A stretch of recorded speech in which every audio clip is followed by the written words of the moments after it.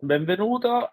Grazie a Fabio per essere qui. Per chi non lo conoscesse, Fabio Bosisio è un bravissimo sviluppatore italiano. Posso chiamarlo un vecchio amico perché ci conosciamo da una quantità di tempo abbastanza imbarazzante, quando io ero ancora giovane, lui era piccolo.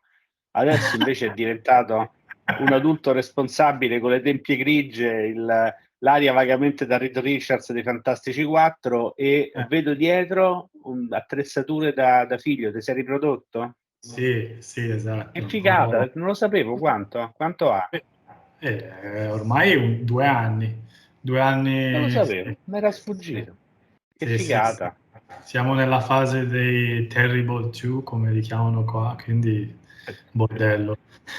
Pure qua li chiamano così, quindi non ti preoccupare, va benissimo. Ero nuovo in questo ambiente, in questo settore. No, ma sono contento perché alla fine anch'io mi sono riprodotto da poco per la terza volta, ancora non cammina, però anche in questo caso è faticoso, però non lo sapevo, mi fa veramente piacere. Sì, sì, sì. Sì, questa è un po' la sala dove io lavoro Dove i e alla bimbi sera giocano, giusto? lui gioca, però quando lui gioca io devo spegnere tutto perché... Come i bimbi giocano, quelli grandi e quelli piccoli, giusto? Esatto, esatto. Senti, ma a New York, dove esattamente? Dove abiti? Penso Eh, si vede un bel panorama alto sì, da, vedi in da grattacielo 30° qua. piano. Sì, sì, sì. Vivo a downtown Manhattan, praticamente vivo Vabbè, a Wall Street, sai dove è Wall Street, quando vedi al TG perfettamente. Wall Street, Sì, sì. abito, la mia via è esattamente Wall Street, quando esco 2 minuti vado a suonare la campana in borsa e poi dopo vado a farmi un Vabbè, giro. e poi continui a lavorare, giusto? Arrotondi andando a suonare la campanella in No, non borsa. arrotondo proprio niente. Ma tu sei arrivata a New York perché fondamentalmente per amore, mi pare di capire, giusto? Nel senso che la tua fidanzata aveva preso un lavoro lì e tu l'hai seguita, di base. Diciamo sì, la cosa è andata quasi così. Lei lavorava a Milano e ha avuto l'occasione di venire qui e, e un giorno mi chiese: ma ci trasferiamo a New York? E io vabbè, ho aspettato un po' a rispondere, però alla fine abbiamo deciso di comune accordo di provare questa esperienza qui negli States. E siccome lei lavora comunque nel fashion, quindi nella moda, Milano, New York, Parigi sono sempre quelle solite grandi capitali del fashion e qui ha avuto un'occasione iniziale, poi ne ha avute altre, varie altre e quindi ci siamo spostati qui. Mi segui a New York è abbastanza simile a ci sposiamo comunque come commitment, nel Eravamo già senso che di sposati, base... eravamo già sposati, quindi aveva già praticamente tutti gli assi in mano suoi. Quindi praticamente tu hai fatto questo salto da Galozzo Corte, se non mi ricordo male, a New York, giusto? Sì, sì, sì, sì, sì, sì. Uguale, cioè, mi sarà Uguale. trovato subito nessuna differenza fra i due stili di vita. Identico, praticamente quando uscivo di casa sentivo gli uccellini, vedevo le piante, il ruscello. Qui sento i lavori in strada e vedo solo cemento. Però vabbè, sto imparando a conviverci. No, a parte gli scherzi, beh, è divertente sta qua. C'è veramente quello che ogni tanto dicono, quell'energia. E poi io l'energia sono sempre in casa, non è che la percepisco tanto, però a parte gli scherzi, quando esco senti un vibe diverso, dai. Sai quelle cose tipo, noi siamo sviluppatori, mica runner. Esatto.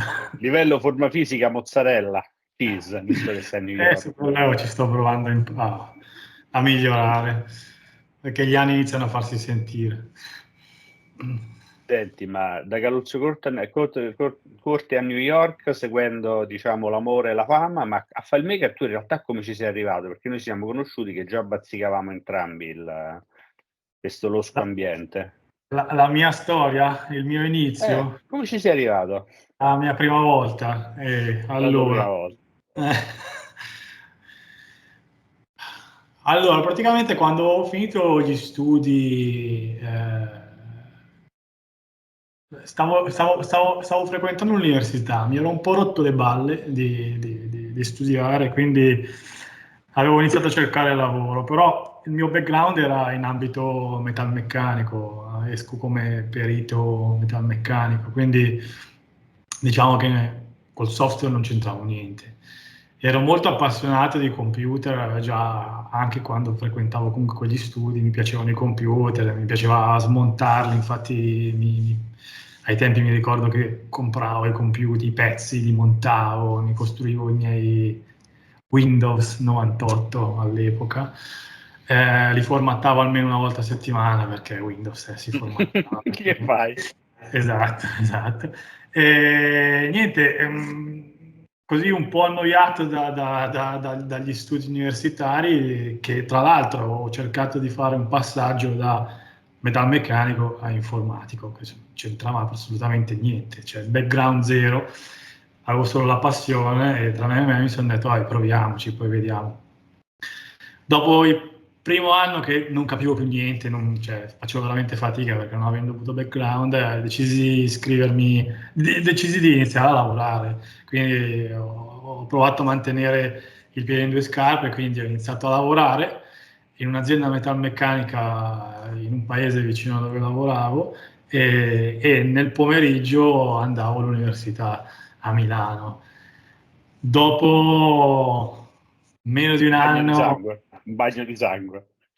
dopo meno di un anno ho detto tra me, lascia perdere, perché cioè, iniziavo a vedere un po' di intraprendenza economica data dal lavoro, l'università facevo un po' fatica a seguirla, le cose erano molto complicate per me perché non avevo background e quindi ho deciso di rimanere un po' legato di più al lavoro. In quell'azienda, guarda caso, il mio compito era quello di supervisionare la produzione e, e fare del controllo qualitativo sui prodotti creati da questa azienda. Erano prodotti in serie, quindi avevano alta produzione, quindi quello che dovevo fare è andare alle macchine, prendere dei campioni, andare a misurarli e c'era questo applicativo fatto da un'azienda partner, che posso anche dire il nome, tanto Sì, ma pubblicità figurati. sempre viene, che è fatto dalla Uno Informatica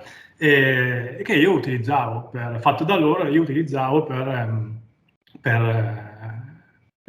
fare il mio lavoro. Però mancava qualcosa, mancava tutta una serie di cose che la mia figura, i miei compiti non potevano essere assolti totalmente da quell'applicativo. La classica burocrazia, cioè i classici moduli, le classiche procedure, ok, sta arrivando del materiale in ingresso con quella bolla cartacea, chi è il fornitore, come lo registriamo, esiste un database, facciamo qualcosa, come tracciamo tutto e come campioniamo questi materiali, è che scoprì in un cassetto la scatola di FileMaker 5 e avevo capito che il software fatto da questa azienda era basato su questo applicativo chiamato FileMaker. Allora, contento, decisi, avevo la vecchia box con il manuale, il CD-ROM e quant'altro, e allora decisi di iniziare un po' a sperimentare, quindi installai l'applicativo sul PC che usavo, dove c'erano gli unici software erano Excel e Word su quel PC, quindi installai FileMaker e mi portai a casa il manuale e iniziai a leggere questo manuale, cercare di capire come fare le cose. Ai tempi quello che volevo fare era, non mi piaceva scrivere a mano, non mi piaceva andare in giro con i fogli di carta, perché poi l'azienda comunque lavorando con le macchine a controllo numerico e oli per refrigerare era molto sporca. Quindi a me andare in giro con i fogli macchiati, la penna, non c'avevo voglia. Quindi decisi un attimino di capire come questo software FileMaker poteva aiutarmi a creare dei form personalizzati, dove io andavo a impostare dei campi, dove mettevo dentro le cose che mi servivano e poi magicamente poter anche magari stampare dei documenti fatti bene. Ok? Allora iniziai un po' questa mia avventura di praticone, ma proviamo a creare un applicativo che mi aiuti a togliere praticamente tutti i processi cartacei. Ci ho impiegato un annetto e devo dire che tutto sommato l'applicativo è uscito vincente, perché anche dopo, quando me ne sono andato da quell'azienda, perché decisi di riprovare a concentrarmi un po' di più sull'università, questo applicativo è andato avanti ancora per una decina d'anni buoni. Ovviamente sempre... È il segno che era fatto bene, del resto, Sì, no, nel momento in cui c'è qualcosa che funziona, poi... Però mi ricordo che ai tempi, oltre al fatto di gestire la banale burocrazia, ero arrivato anche a implementare tutte le schede di lavoro, controllo, produttività, macchina operatore, con i tempi, dai tempi di lavoro, i tempi morti, cioè tutta una serie di analisi. Il Mega 5 è un file per tabella, con tutti gli script che facevo ping pong, cioè... E mi ricordo che la cosa più difficile, che veramente ci ho messo almeno un mese a capirla, era come fare i portali con FileMaker 5. Le relazioni ai portali, quella cosa è stata veramente una cosa... Guarda, ho ancora delle immagini fisse di me che sono lì, magari seduto non ti dico dove, col manuale a cercare di capire, ma cosa vuol dire questa cosa qua, il file, chiami, configuri questo, il portale... Quando... Adesso siamo abituati col bel grafico relazionale, prima c'erano le relazioni quelle di testo, per cui dovevi andare col... File di sinistra o file di destra? Esatto. Ma mi ricordo che quando ho superato quello scoglio lì è stata veramente una situazione open mind. Sì, l'epifania, sì, ti si apre il mondo, allora si può fare questo, da lì in poi ho iniziato praticamente a giocarci. Da lì fino, vabbè, comunque tornando a quando ho iniziato, nel 2001, questa è un po' la storia del 2001. Per gli altri 2-3 anni ho iniziato praticamente a concentrarmi solo su studiare e lavorare, creare intorno a FileMaker, FileMaker 5, poi era uscita FileMaker 5.5, FileMaker 6, fino a quando nel 2004 è uscita una nuova versione che si chiamava FileMaker 7. E non solo questo, esatto, era uscita una primissima versione che funzionava su Windows CE, che era FileMaker Mobile. Ok. E lì praticamente nel 2004, dopo l'ennesimo tentativo con l'università, dopo il terzo anno dell'università, decisi di gettare la spugna definitivamente e decisi di aprire una mia partita IVA. Partita IVA 2004, e quindi con FileMaker mi ero fatto il mio classico programmino per gestire, a quei tempi quando aprì la partita IVA vendevo hardware, pensate, vendevo computer, costruivo server, costruivo PC, li vendevo, business molto piccolo, tra amici e pochi conoscenti e familiari. Comunque avevo bisogno anche io di organizzare il mio lavoro, quindi utilizzai FileMaker a quei tempi per crearmi il database, per fare le fatturine, gestire... Il classico, il gestionalino interno. Però lo feci talmente carino a quell'epoca, non avevamo tutti gli strumenti che abbiamo al giorno d'oggi per fare le interfacce e quant'altro. Mi ricordo che a quei tempi c'era un concorso, non mi ricordo chi era il sito, FileMaker Pro, qualcosa. No? Era sì, fmpro.it, partecipai a un pezzo di dell'organizzazione. Dell'interfaccia migliore, e la vinsi. la vinsi e loro mi regalarono una scatola di FileMaker Mobile 2.1. Figata, sì, me la ricordo. E io a quei tempi mi ero comprato, appena ho visto avevo scoperto di aver vinto, mi comprai subito un palmare di Asus con Windows CE perché Windows Mobile 2.1 funzionava su Windows CE. E quindi tra me l'idea era quella di, ok, adesso visto che io vendo hardware legato ai computer, CPU, schede madri, memoria, alimentatori, mi metto tutto il database del listino prezzi sul palmare, così quando vado in giro ce li ho qui. Capirai, proprio la gente con la bava alla bocca. Tra l'altro ti vuoi divertire. Allora, il retro, da un certo punto di vista è stata una storia speculare, perché il retro io ho visto un po' di back-end di quel concorso e mi ricordo che gli organizzatori si lamentarono in maniera abbastanza incavolata perché tu no, però c'erano molte altre persone che gli hanno fatto un sacco di casini per i diritti della loro soluzione, perché chissà che... Perché non hai idea, stavano con la schiuma alla bocca, dice, ma noi abbiamo fatto un concorso per l'interfaccia, perché tutti quanti si intignano che non gli possiamo toccare i diritti della soluzione? Poi il FileMaker, con le 100 istruzioni script che c'erano, intignarsi su un copyright sull'argomento è difficile. E mi fa sempre ridere, perché quando ti ho detto il gestionalino, pochi sanno che il mio primo gestionalino era stato fatto tipo con FileMaker Pro 2 ed era composto da tipo 6 campi multipli, da 8 cose, quantità, descrizione, prezzo, IVA, aliquota 4%, eccetera. E tu dici, vabbè, il problema è che quel coso che avevo fatto l'ho portato avanti, l'ho tenuto per 15 anni, una cosa del genere, semplicemente perché per le decine di fatture che facevo non valeva la pena farne uno migliore.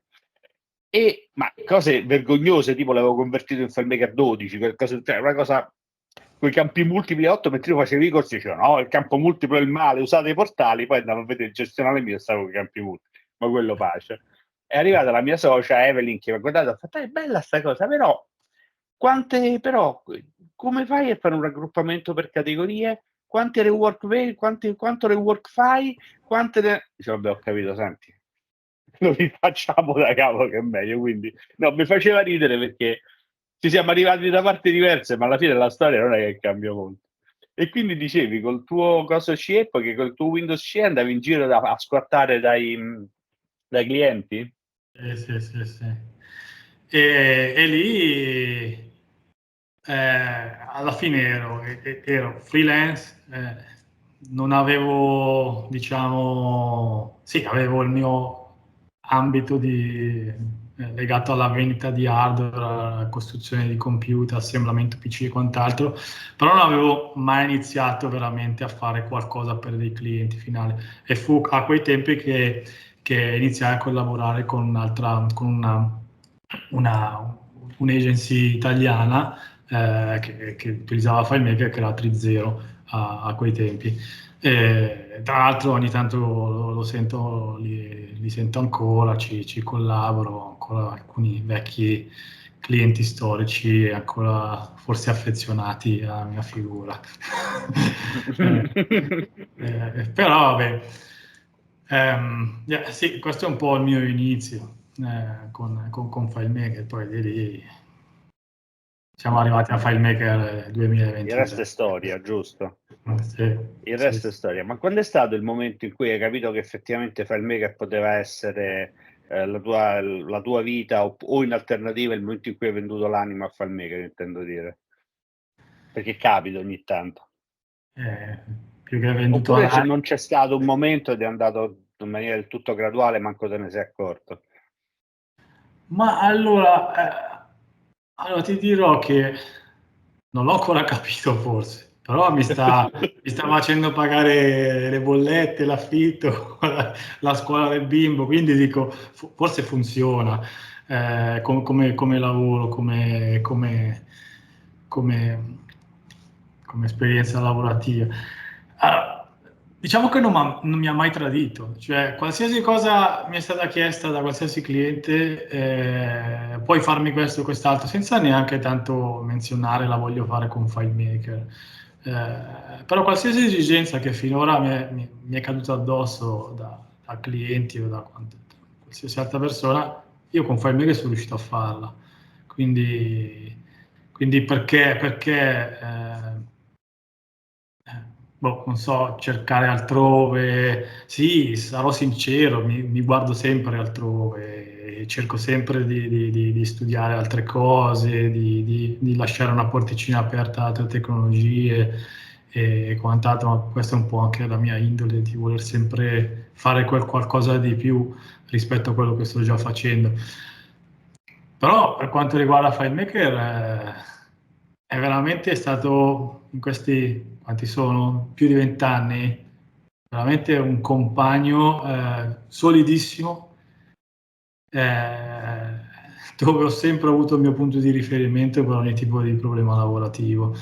Ogni È tanto anche ti una ci cosa. diverti pure, giusto? Eh? Dico, ogni tanto ti ci diverti pure, No, giusto? ogni tanto ci litigo con la moglie perché mi fa una testa così che penso sempre solo a quelle cose qua. Cioè, quello è il risvolto della medaglia, magari. Guarda, Oppure io ho alle ore che sposato ci una litighiamo. sviluppatrice. Eh, Io ho sposato una sviluppatrice se da un certo punto di vista non te ne rompe le palle perché poi si è evoluta in altro, ma è partita come sviluppatrice. Il problema è che magari alle 3 di notte tu stai dormendo, tu ti svegli e fai: "Ah, ecco come risolvo questo problema." E lei che sta sveglia dall'altra parte: "Sì, e poi possiamo fare anche questo, questo e quest'altro." E ci guardiamo e facciamo: "Okay, prendiamo appunti, domani." ecco, quello è un po' pericoloso. Non è il mio caso, però sì, anch'io ogni tanto quando vado a dormire c'ho sempre il cervello che funziona, cerca sempre di capire, sì, ma quella cosa lì che ho fatto, quello scritto, se lo faccio in questo modo qua, oppure se uso quel modalità di quel diverso modo di approcciare il contesto dei dati, risolvo il problema, sì, no? Boh. Però è anche vero che sì, tornando un po' al discorso di FileMaker, purtroppo, mi dispiace dirlo, gli strumenti che abbiamo sono sempre un po' limitatini. Grazie a Dio negli ultimi anni ci hanno dato una serie di script step fantastici con il quale possiamo fare praticamente di tutto. Quello che manca un po' è sempre un po' tutto quello che riguarda un po' la user experience, cioè quindi i layout sono sempre quelli, al di là che Le tu sei primitive bravo. grafiche sono le stesse dal 5, cioè diciamo, anzi anche dal 4 forse. Quindi secondo me il grande salto di qualità, FileMaker, Claris, quello che è, lo può fare solo quando darà agli sviluppatori un nuovo layer per creare formati molto simili a quello che si fanno lato web, quindi totalmente responsive, con ancoramenti e quant'altro, gestiti con le percentuali e tutte queste Il cose. che poi da un certo punto di vista è strano perché comunque i formati sono tutti basati su CSS. Io capisco che gli oggetti ovviamente non puoi fare un motore pure web perché gli oggetti comunque hanno una loro dinamica, hanno una loro gestione. Capisco che ci sono una serie di cose che ti risparmiano una quantità folle di casotti, vedi i portali filtrati piuttosto che le slide o quant'altro, la formattazione condizionale, eccetera, però di base non, cioè tu cioè da un lato hai la flessibilità a scapito della velocità, come sempre, perché basta che prendi un FileMaker server e vedi che casotto ti possono fare 4 portali filtrati su un formato a livello di prestazioni. Però comunque la cosa che non ho mai capito è per quale motivo hai questo tutto o nessuno, come giustamente hai detto tu, nel senso se hai 4 oggetti sul formato non c'è verso di gestire il ridimensionamento in maniera semplice. Ci puoi arrivare, ma devi fare delle macumbe terrificanti a livello di raggruppa qua, raggruppa là, poi prima raggruppa 'sti 2, però gruppi 2. Fai una sorta di try and pray che è faticoso, insomma, questo è Sì, vero. ma perché ti vuoi far male? Cioè, nel senso comunque FileMaker era veramente potente, ti dà delle cose out of the box veramente interessanti da usare, ma di contro ha delle cose che veramente sono ferme agli anni, non so quale periodo storico, però tipo banalmente un portale che non puoi cambiare l'ordinamento per le colonne. Cioè, vai da qualsiasi tipo applicativo, ce l'ha, e quella è una delle classiche domande che ti viene fatta dal cliente: ma io non posso ordinare questo? No, perché non è una lista, è un portale, e quindi devi Non trovare... posso dire per questa cosa, sì, certo. Visualizzatore web, JavaScript e poi chi se ne frega. Ok, grazie. Semplice da usare, facile. E qui si apre l'altro grande vaso di Pandora legato a JavaScript, perché comunque vedo che adesso col fatto che si può integrare JavaScript, a parte i pianti notturni, per riuscire a farlo funzionare bene, vedo che ci sono tante aziende che praticamente ti fanno un formato FileMaker con un web viewer e tutto JavaScript, tutto web application. Ma pure là diciamo che lì entri nello sviluppo web da un certo punto di vista. FileMaker a questo punto ti serve? Ma sai, allora dipende, comunque FileMaker ha sempre i suoi vantaggi, cioè, vedila così, in poco tempo hai una tua applicazione e la puoi rendere disponibile via web con WebDirect. Ma guarda, io sono Lato web d'accordo, magari... cioè, non lo devi dire. Io sono d'accordo, nel senso che di base credo sia l'unico tool in cui una persona non particolarmente skillata in 20 minuti, mezz'ora fa qualcosa che funziona, non bellissimo ma funziona. Sì, è pieno di aziende che si sono fatte veramente la core business basata su FileMaker in una modalità funziona, non tocchiamo. È veramente piena il mondo di queste aziende qua. È affascinante quando tu ci arrivi e ti vedi soluzioni che magari sono nate con FileMaker 2, FileMaker 3 e funzionano ancora oggi. E funzionano ancora oggi, nel senso veramente FileMaker ha fatto non so quali salti mortali per mantenere una compatibilità assurda in più di 20 anni, 25 anni, quello che è. No, Non anche credo che 30, nessuna altra credo. azienda... No, che 25, che No? 25, stiamo parlando, io adesso ne ho 48, minimo 35, andiamo per i 40 secondo me quasi. Ok, ma trovami un'azienda che ti mantiene una compatibilità di software Ma io sono con una d'accordo con te. tecnologia vecchia di 30 anni, non la trovi, Ma quindi... anzi, ti dirò di più, non è soltanto compatibilità, cioè nella mia memoria, non hanno ritirato una singola istruzione di script, che era credo un discorso audio-video che faceva dei casotti, ma tutto quello che hanno fatto l'hanno mantenuto anche operativo anche adesso, cioè magari hanno cambiato il nome della funzione, prima era oggi, adesso è diventato get data corrente, chiamiamola così, però la funzione è rimasta la stessa. L'ID pure, cioè è appassionante il fatto che non hanno ritirato, a parte quella singola istruzione di script, una singola funzione dal motore. Vabbè, cioè, onore al merito, porca miseria. No, senza dubbio. Però di contro magari hanno anche questa situazione li blocca anche un po' nel darci a noi qualcosa di nuovo. E lo posso Più che capire. altro, come diceva Onza, velocizzano una cosa ma ne rallentano un'altra, perché il motore secondo me è talmente in equilibrio che magari per fare una serie di cose rallentano la visualizzazione dei JPEG sul formato. Adesso dico una stupidaggine, per velocizzare la visualizzazione di PDF dinamici in un campo contenitore. È un esempio, una stupidaggine. Per cui pure là escono delle nuove versioni e tu stai così dicendo: aspetta, ma fammi un po' vedere se c'è qualche malus nascosto da qualche parte. Però c'è da dire che io personalmente fino alla 11 c'è stata una cosa lineare, poi dalla 12 alla 16 se lo sono reinventato e riscritto da capo. Se ci pensi, l'hanno praticamente riscritto tutto, perché sono passati da 32 bit con un certo tipo di di software a 64 con macOS X e l'hanno ributtato giù e riscritto. Secondo me, devo dire, a me pure il fatto di riposizionamento con la 17 dei problem solver è piaciuto molto, perché prima FileMaker non potevi venderlo, perché non neanche tu sapevi spiegare cos'era, cioè non vedevi il risultato, ma se uno diceva sì, ma FileMaker che è? Tu stai là, un ambiente di sviluppo, è un database? No, però sì, però no. E poi ti arriva la mazzata sui denti. Ah, ma è Access, no? Esatto.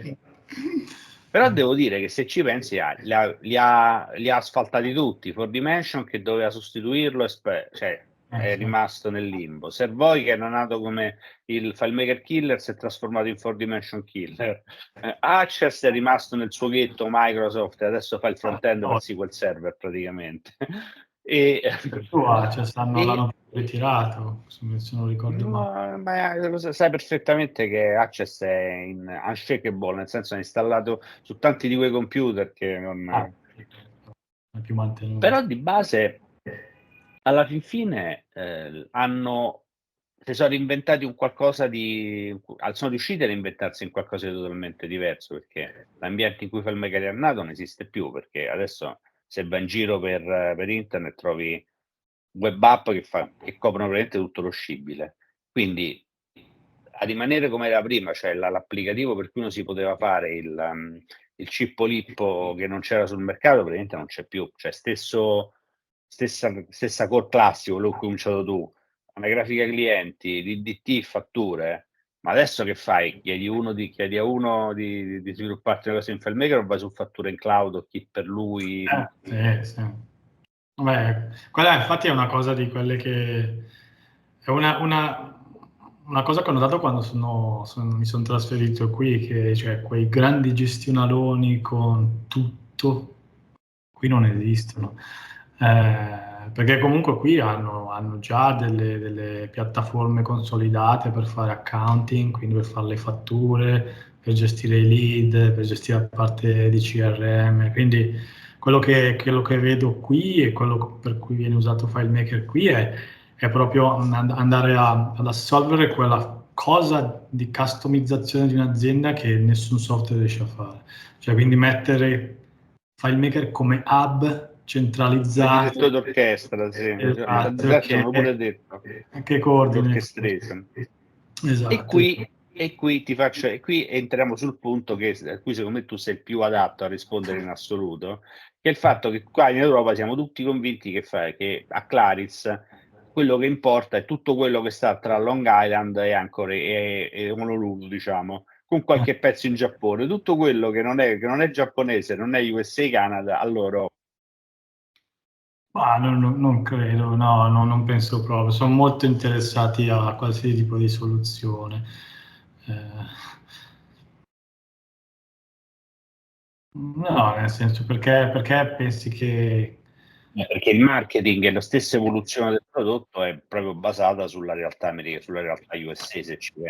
No, Partire dal licensing mensile, insomma, perché da noi ancora stanno. Oddio, ho comprato una licenza del 15-18! Quella è un'altra cosa assurda che ti devo dire la verità, ho dovuto fare un grande shifting mentale da quando sono venuto qua, perché mi sono portato sempre dietro con la mentalità italiana, anche un po' legata a tipologia di cliente italiano, dove, no, voglio tutto ma non voglio spendere niente. Quanti utenti hai? Ne ho 6, ne ho 10, ok, compra una licenza un pacchetto da 10. No, però solo 5 si collegano. Allora voglio comprare quello da 5.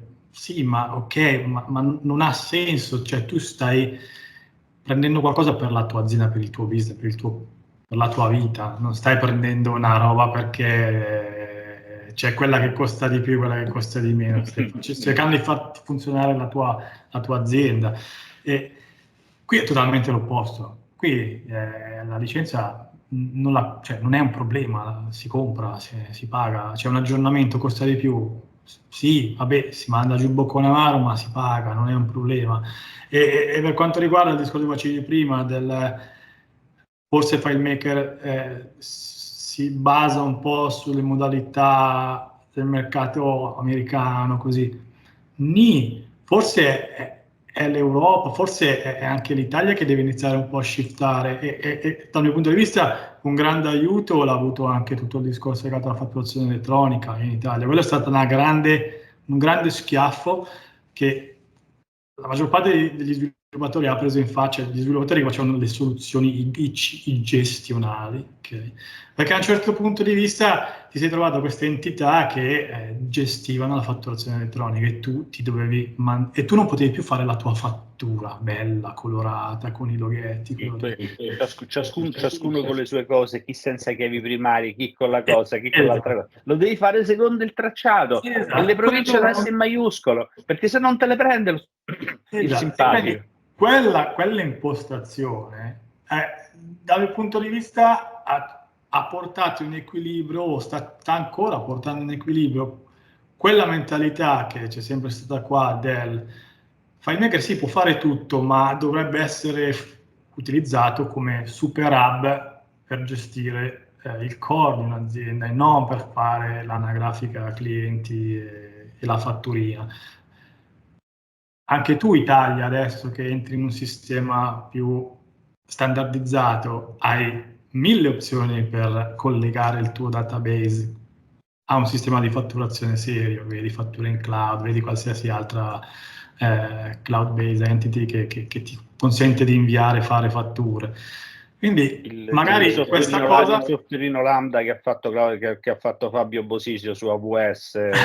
Quello non lo do a nessuno, no, ce l'ho, lo usiamo in una trentina di clienti, forse anche di più lo usano, ma quello non fa niente di particolare, fa una verifica dell'XML e la carica su FTP su un provider, cioè non sono io che la mando.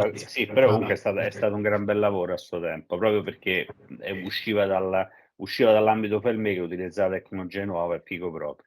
Senti, ma racconti una cosa. Ma tu avevi il tuo giro di clienti, diciamo, nell'operosa Lombardia. A un certo punto, dopo ti tricca, tracca e ballacca, hai preso armi e bagagli e ti sei trasferita nella frenetica New York. Sì. Tu eri FBA, sei FBA se non mi ricordo male, eri FBA, quindi probabilmente avrai fatto lo switch. Com'è stato il restart? Cioè, che è successo? Il restart qui è avvenuto in questo modo, strano, affascinante dal mio punto di vista, inaspettato. Nel 2016 non ero ancora, mi sono trasferito a fine 2017 qui, forse 2018, comunque tra il 17 e il 18 ci siamo trasferiti qua definitivamente. Mi ricordo che praticamente nel 2016 decisi, vivevo ancora in Italia, e decisi di andare alla mia prima FileMaker DevCon internazionale. Quindi risparmiai i soldi per l'hotel, l'iscrizione, il viaggio, così, e decisi di andare. Ai tempi era a Las Vegas, in quel periodo lì era a Las Vegas. La linea all'Intercontinental. Sì, al Continental, esatto. Quindi per me è una roba veramente grandiosa. Tra l'altro, nonostante fosse la mia prima, mi ero anche iscritto a tutta una serie di cose, tipo c'era un contest di FileMaker. Sì, sull'ottimizzazione. I FileMaker Superman. Era quella dopo? Perché dovevi creare delle soluzioni. Sì, è il secondo. Eri in team e dovevi creare una soluzione per il no profit, se non mi ricordo male. Esatto. Tra l'altro sono stato anche nel mio team, eravamo in 4 persone e Sheen, che ormai non c'è più, era una persona che era nel mio team, l'ho conosciuta di persona lì, è stato una persona veramente squisita. Ma al netto di questo, mi ricordo che una delle ultime sere eravamo andati a fare, di solito FileMaker organizza le sessioni così, ma però alla sera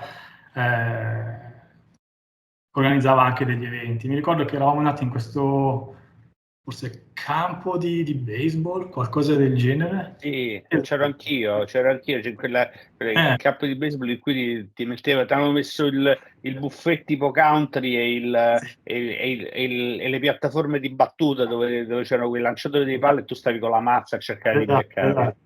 E fatto sta che mi ricordo che c'era parcheggiata, non so che macchina, una supercar italiana, forse era una Lamborghini.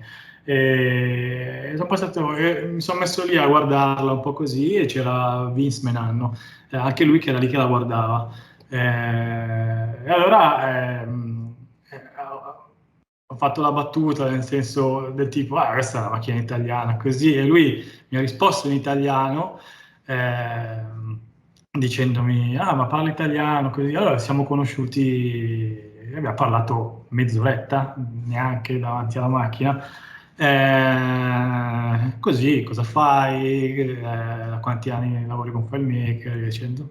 Finito, tutto lì, finito. Mezz'ora, 2016, basta. 2018 mi arriva un messaggio su LinkedIn, che qua funziona, da Vince, che mi diceva, ma per caso da dove sei? Sei in Italia? Sei a New York? No, perché stavamo cercando una nuova risorsa che poteva da inserire nel nostro team di sviluppatori di FileMaker. Saresti disponibile a fare una chiacchierata con noi così? Lì per lì accettai, quindi iniziai a fare tutti quegli iter di colloqui che io in vita mia non ho mai fatto un colloquio, perché, cioè, non ho mai, praticamente ho lavorato da dipendente 1 anno e mezzo, 2 anni in metalmeccanico, poi mi sono fatto tutto sempre da solo.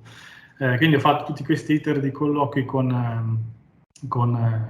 l'azienda di Beesbox, con l'azienda di Vince, che è Beesbox, e da lì accettai di iniziare a collaborare con loro. Però era il periodo ancora un po' di transizione, quindi avevo sia i miei clienti in Italia, attività in Italia, che loro che iniziavano un po' a darmi qualcosa da fare, diciamolo in modo conoscitivo, ok? Andiamo il progettino, vediamo come va,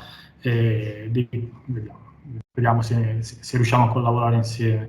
Il mio grande ostacolo è sempre stato l'inglese, perché ammetto di essere una sega, una chiavica con l'inglese, non l'ho mai studiato quando ero giovane e ne pago le conseguenze qua adesso, quindi se ci sono ragazzi che non sanno l'inglese, studiate l'inglese. Però e niente, da lì è nata un po' questa collaborazione che dopo 2 o 3 anni si è consolidata in un'assunzione, quindi adesso sono dipendente full time per Beesbox, azienda che è veramente, no, non perché devo dire delle cose positive, ma veramente è un'azienda fantastica, perché ha veramente un'impostazione molto aperta sulle tue responsabilità, nel senso tu devi fare un progetto, sii responsabile, non ti stiamo a contare, hai timbrato alle 8:05 e stai andando via alle 5:25 quando l'orario di lavoro finisce alle 5:30, cosa che in Italia, se il tuo orario di lavoro finiva alle 5:30, tu devi andare via almeno alle 7 di sera per essere quello visto di buon occhio. Qui invece vogliamo pure dire il fatto che quando timbri, se hai 2 minuti di anticipo, ti tolgono mezz'ora di solito, esatto. Così è. Qui invece molto più elastici, ma non è tanto quello, è che si sposa un po' con la mia mentalità, nel senso, se io voglio lavorare la sera, ho 2 ore libere la sera, lavoro, non è che è un problema. Sabato mattina voglio lavorare, domenica pomeriggio il bambino dorme, ho 1 ora libera, lavoro. Il progetto su una settimana di 7 giorni dove puoi frammentare la tua operatività, secondo me è un'ottima cosa. È reale. Quando hai figli piccoli. È reale. Quando hai figli piccoli. Sì, diciamo che ho trovato il reale smart working e quindi mi piace. Lavoriamo per clienti interessanti, facciamo tante cose molto belle, segrete. No, scherzo, a parte gli scherzi. Beesbox è una delle aziende, credo, più conosciute nell'ecosistema FileMaker, un po' vuoi grazie a Vince, che è una storica figura nel settore, nell'ambiente, ha creato Inspector Pro, ha un sacco di conoscenze e quante altre, quindi, cioè, nel senso... Guarda, abbiamo fatto la stessa chiacchierata che stiamo facendo con te, l'abbiamo fatto pure con Vince. Ci abbiamo fatto un sacco di risate perché lui ci ha raccontato, dice, no, perché sai, io FileMaker, io costruivo i sonagli a vento, che cioè le cose, e poi alla fine ho cominciato a fare quest'altro, poi alla fine ho fatto quell'altro, poi alla fine, non lo so, c'era FileMaker, dico ok, e questo è figo perché se ci pensi, tutte le persone, tutti gli sviluppatori FileMaker, quelli bravi, ci sono arrivati da tutt'altra parte, Sì, di sviluppatori bravi FileMaker che ci sono arrivati proprio strutturati. Ne conosco uno che è Nicolas Franco, il quale, per amor di Dio, laureato in fisica, insegna all'università, lavora anche, ha scelto altre cose, però fa anche FileMaker, ma tutti gli altri sono arrivati dai percorsi più strani. C'era Fabrice Normand che faceva l'aiuto regista e ha fatto il tool. Tu che sei passato dal mettere le mani fino al gomito nell'hardware a squattare con i clienti con Windows il 10. Chrome è il calibro. Esatto. Tra l'altro, quando mi hai raccontato di quella Devcon dove sei andato, mi hai fatto morire perché in realtà ti sei scordato che noi stavamo in pullman insieme. Sì, sì, sì, Abbiamo sì, sì, sì, sì, pullman. sì, mi ricordo, in fondo. Cominciando, avevi un inglese che era lievemente migliore del mio perché pure io in inglese. Eh, Io però, adesso ho cominciato veramente a divertirmici con l'inglese, ma perché ognuno poi c'ha il proprio scatto. Quando ho capito che le cose che mi interessava leggere erano solo in inglese, a quel punto leggevo 4 ore al giorno, quindi sai, alla fine pure una testa di legno con me, alla fine sì, non è più. no, infatti sono un po' anch'io così, una testa di legno, però comunque adesso diciamo che me la cavo anche con l'inglese in qualche modo, perlomeno so ordinare da mangiare e sono sopravvissuto finora. Quindi, Senti, ma durante l'Interregnum, cioè da quando sei arrivato a quando poi effettivamente hai avuto una continuità con Beatsbox, hai avuto anche clienti, diciamo, altri che ti chiamavano perché magari trovavano che effettivamente stavi là, quindi hai cominciato anche a lavorare come freelance lì oppure lavoravi no, principalmente in Italia, sull'Italia? sempre il 90 e più per cento sull'Italia, ma perché alla fine non è, devo essere sincero, non ho mai cercato, non mi sono mai pubblicizzato, non ho mai fatto il sales di me stesso. Alla fine venivo dall'Italia portandomi dei progetti che dovevo comunque portare avanti, clienti che comunque tutto sommato avevano accettato questa cosa di me che diventava una figura mistica a 6 ore di distanza di fuso orario. E, che sì, mistica perché ormai non mi vedevano più fisicamente, quindi è solo via mail e via chat, perché tanti clienti, come ben sai, della collocazione Lombardia così, usare una Eh sì, già il videochiamata fatto, è una già il cosa... fatto che gli chiami da New York ha vinto 250 punti nella loro scala di stima personale. No, però nel senso, tanti fanno ancora, tutt'oggi fanno ancora fatica Sì. ad usare questi strumenti, quindi le poche volte che torno, di solito torno un paio di volte all'anno, maggio e novembre, devo andare a fare il giro a trovarli, così mi vedono di persona, sanno che esisto ancora e tirano un sospiro di sollievo. Eh, e infatti mi fa tanto sorridere perché solitamente quando rientro si fanno gli aggiornamenti server, perché guai fanno l'aggiornamento server da Che remoto. uno ci deve essere di persona, sia. Non so, forse vogliono che accarezzo l'hardware io, non lo so. L'imposizione delle mani, vale. Cosa che qua praticamente da remoto posso dire che faccio qualsiasi cosa, nel senso, non è che... Classico. Però vabbè, fa sempre sorridere un po' questo vecchio zoccolo di mentalità. Però sì, ho mantenuto un po' di clienti e progetti in italiano che negli anni sono iniziati a diminuire, un po' come effort di lavoro, un po' come progetti. Alla fine i progetti li ho chiusi, la soluzione funziona ancora perché so che ci sono, i server li vedo, li gestisco. Però non ho più preso opportunità dall'Italia, nel senso, ma non per altro, ma perché comunque mi sto focalizzando di più qui con Biswux, sto certo. dando più tempo possibile a loro.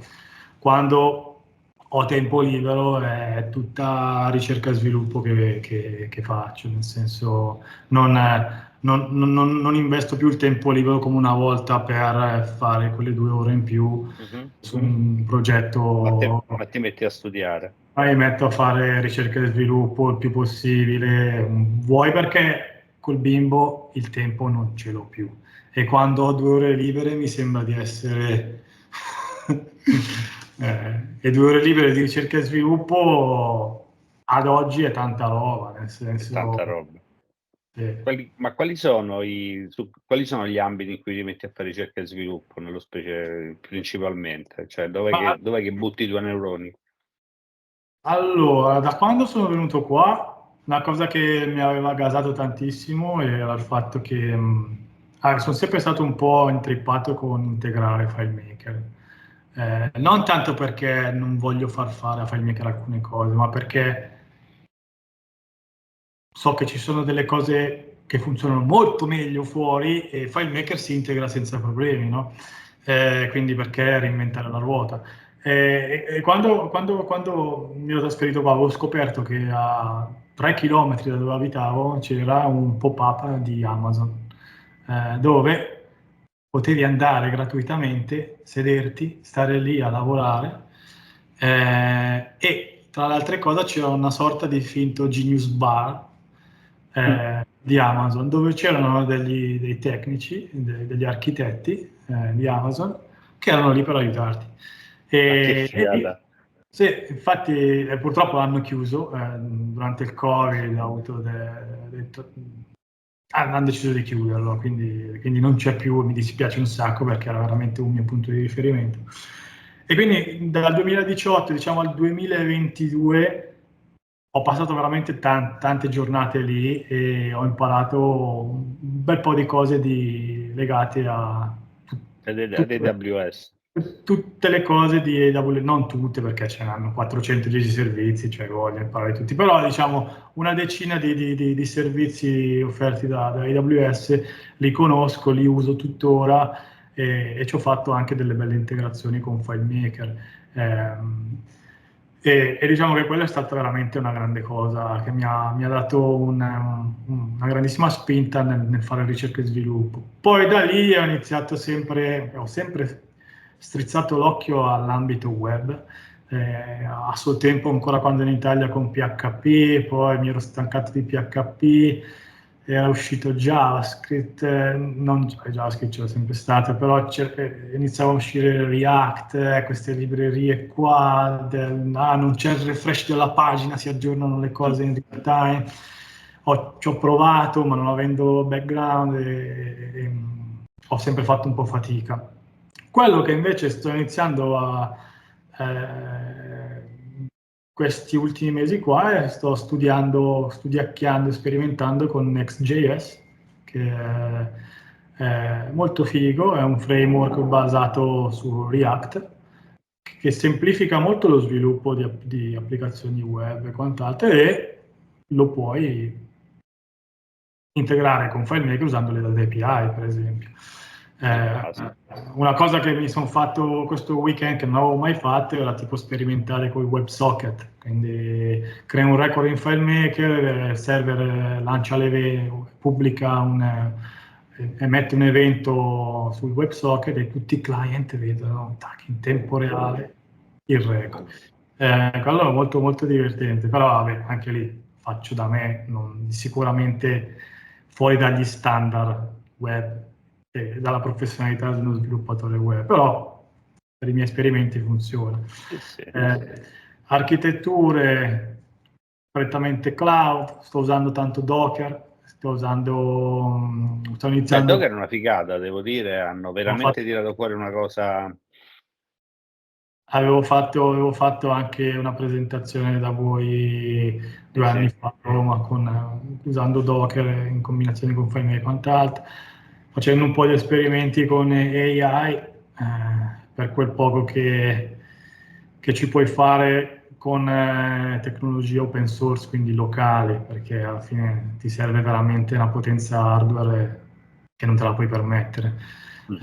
Quindi se ti accontenti di guardare il monitor e vedere le scritte che compaiono ogni secondo, va bene, esperimento. Ma se vuoi un ChatGPT experience, lì devi pagare hardware. Fisico-virtuale, direi. Altre cose, vabbè, cazzatine tipo questi Raspberry Pi, dove Questa è una figata esagerata. mi devo legare le mani perché ne sto comprando veramente tanti, ne ho già 5-6, tipo anche questo è un Raspberry Pi, che è un micro serverino web dove ci gira Node-RED. Node-RED è un'altra cosa che uso tantissimo per fare flussi e automazioni. Alla fine Node-RED l'interfaccia è Claris Connect dei Noantri, perché Sì, cioè, sì, di base sì. quello è. Sì. È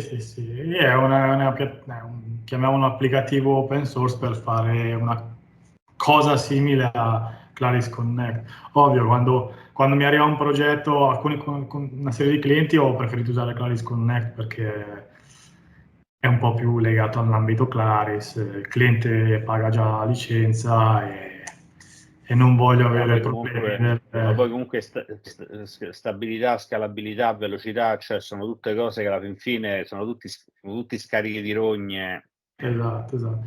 Se invece mi devo fare gli esperimenti qui in locale, sì, allora mi faccio il dockerino su Raspberry Pi, ci installo su un sacco di cose, ci gioco. Sì. Senti, hai parlato dei progetti. Qual è un progetto di cui veramente sei orgoglioso, diciamo, presente o passato, che tu dici, cappero, quello veramente. Allora, sinceramente è un po' quello che ho sempre usato anche per le varie presentazioni che ho fatto, anche se il cliente secondo me non è che è al corrente di quello che ha ottenuto e non è neanche tanto carino e gentile il cliente, però diciamo che è stato un po' il mio banco di test e di studi per tutto quello che ruota intorno a AWS, ad Amazon AWS. E è questo cliente italiano che ad oggi ha 14 punti vendita distribuiti in tutta Italia, con il quale ho fatto tutto un ERP interno per gestire la vendita dei prodotti. Questo cliente ha su ogni punto vendita circa in media 2 punti cassa, 2-3 punti cassa, quindi anche lì ai tempi, 2 anni fa, mi ero riscritto tutto il protocollo delle stampanti fiscali. Hanno tutti questi client FileMaker Pro locali che scambiano i dati con il server centrale, possono lavorare offline. Quindi sono offline, quindi sono anche offline e fanno ping e C'è pong. tutto uno strato cloud basato su microservizi dove il server manda i dati, i client sincronizzano, prendono i delta, Figo, molto figo. mandano le transazioni e i volumi sono veramente alti perché fanno migliaia e migliaia di vendite al giorno.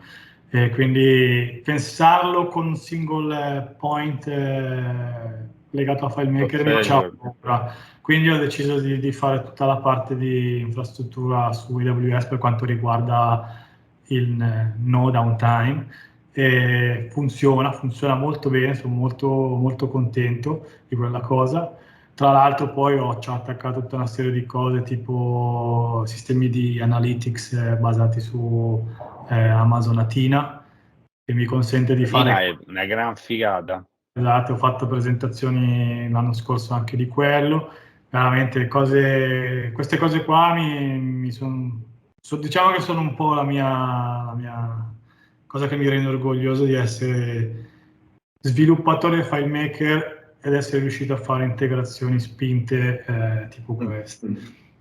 Sì, perché poi se ci pensi in realtà l'unico vera debolezza, secondo me, non debolezza, l'unica vero diciamo caratteristica in cui FileMaker è inferiore ad altri database è la capacità di clustering, nel senso che alla fin fine, nella mia esperienza, se tu metti un FileMaker server non è molto più lento di un MySQL se tu sviluppi bene. Certo, se poi su una tabella ci metti 200 riassunti e 400 calcoli calcolati, no, ma a parità di cose non è molto più lento, perlomeno nella mia esperienza. Però il problema è che il MySQL lo puoi clusterare, ci puoi mettere una serie di, diciamo, di ridondanza, FileMaker server no, di base. È quello il punto. Esatto. Vediamo, speriamo che Claris ci senta e decida di fare delle versioni clusterizzabili o scalabili. Porca vacca. Perché alla Eh, fin fine il problema, cioè la cosa più vicina a cui sono arrivati è fare la macchina server con i worker per il web direct, però c'è sempre il single point of failure, quello non ne esci. esatto.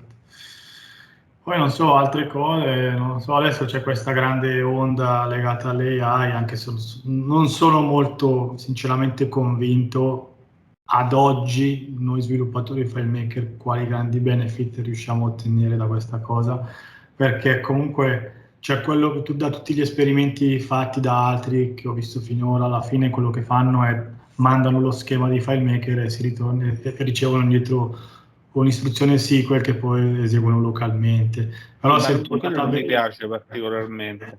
quindi cioè, se ti sei fatta un'applicazione che è fatta male, non otterrai niente di positivo dall'AI. Sì, ti dà la query, ma se la query è sbagliata, è fatta in modo che ti dà un risultato dopo 2 minuti di elaborazione, capisci che non è un plus. Di contro, ai tempi avevo giocato con i chatbot. Quello lì, dal mio punto di vista, è molto.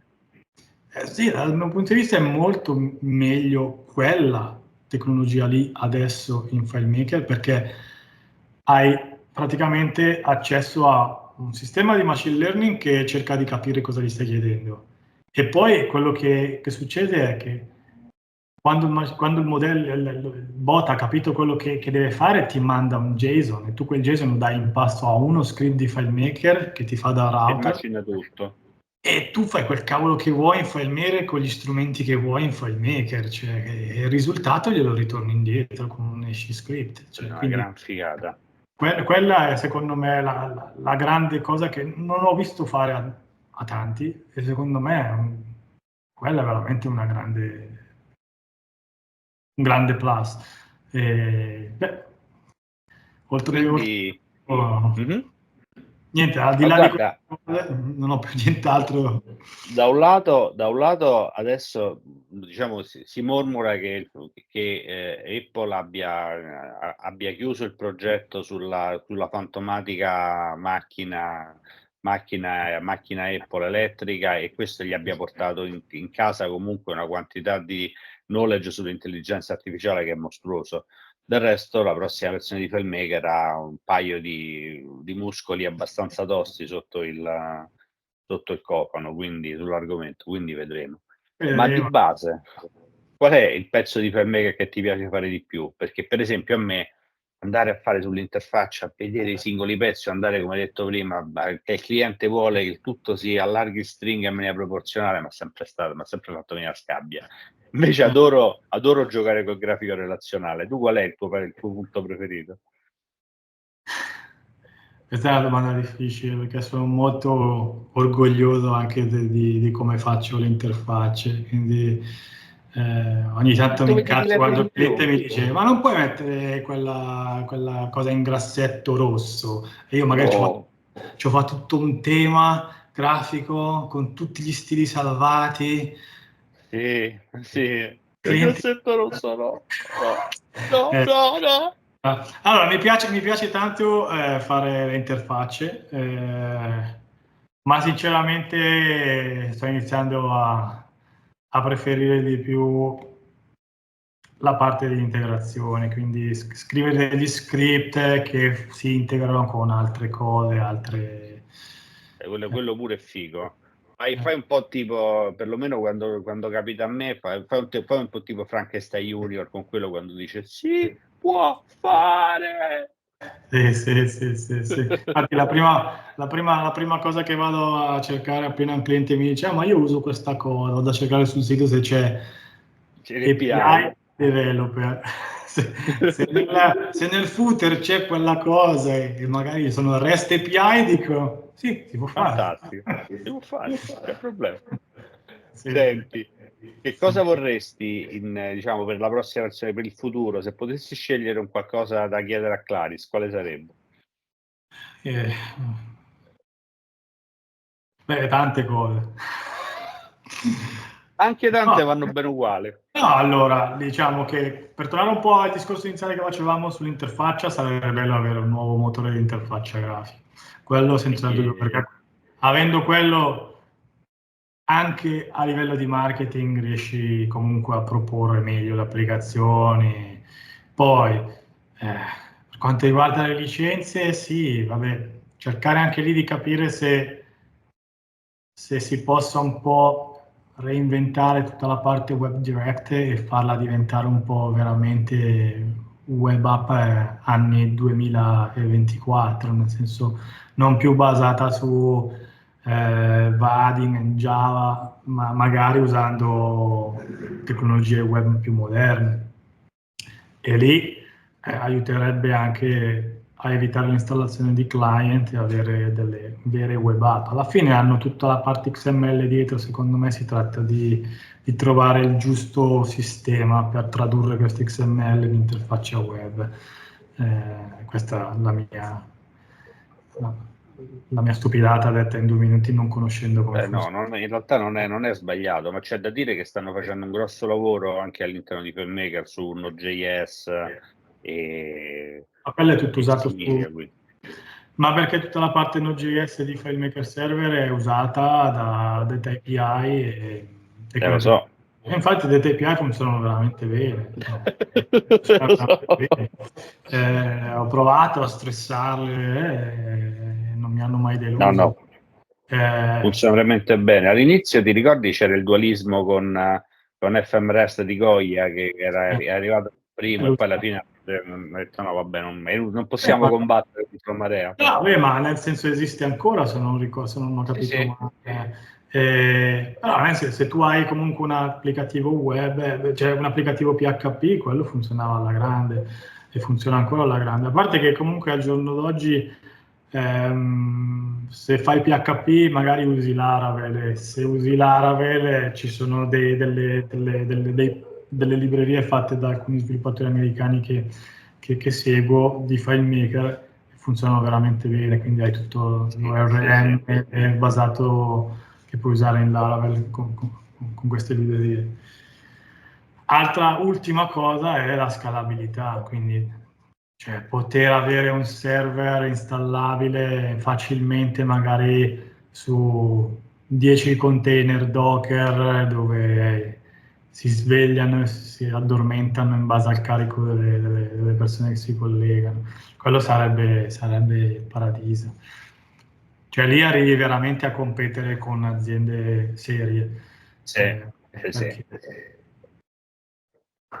Con a quel punto un costo licenza che è significativamente più basso perché sì, ma alla fine a quel punto potrebbero anche aumentarlo il costo di licenza, nessuno glielo vieta. Se mi dai una tecnologia server scalabile, un motore di interfaccia grafica moderno, ok, va bene, io FileMaker lo uso da 30 anni, ma so che non cambierà, so che migliorerà e basta.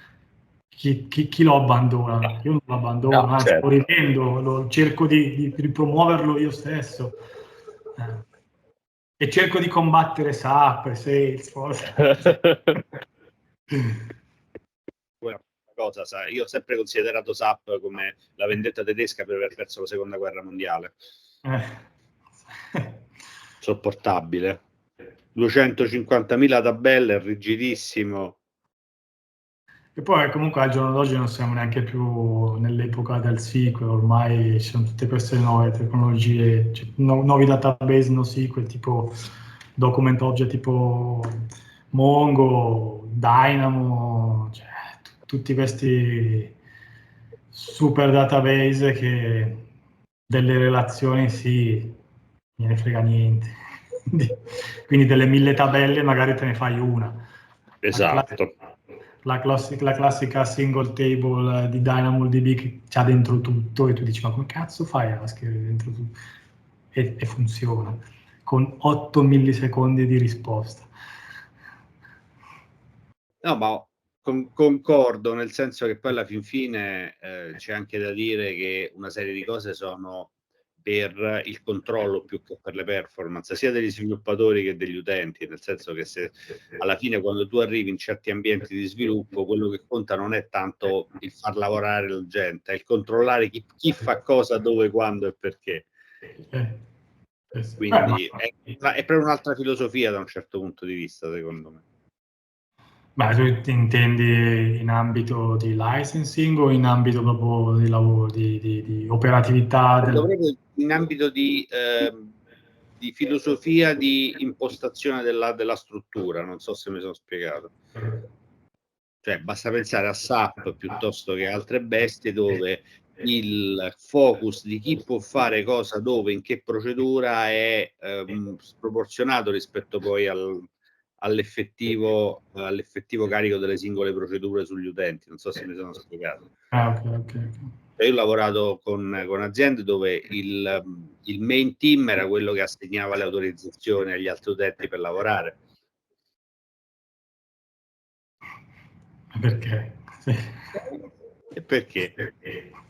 Più l'azienda è grossa, più ovviamente ha bisogno del controllo. Comunque, senti, io ti ringrazio per questa chiacchierata, mi sono veramente divertito, è stata veramente molto, molto bella dal mio punto di vista. E io veramente m'ha fatto piacere. Ci vediamo a Berlino? Sì, mi sono già Fantastico. iscritto. Speriamo di vedere qualcosa di interessante lì. Sì, andiamo a vedere. Adesso tu fai una sessione oppure vieni a sentire? Mi piacerebbe provare a fare una sessione, ma non ho idea di quali topic presentare. Cioè, mi sa che se vado a presentare un qualcosa che non è incentrato sull'AI, non mi guarda nessuno. Quindi... No, non è vero, non te crede. No, sto scherzando. Ci sono già 2 sessioni, anch'io sto cercando di preparare la mia e sa meglio di me che con figli piccoli sono nemici di sessioni preparate, quindi però ci vediamo là allora, direi. Facciamo così e vediamo se uno di noi due riesce a tirarne fuori una. Va bene, ok. Ok, è stato veramente un piacere, mi ha fatto proprio tanto piacere risentirti.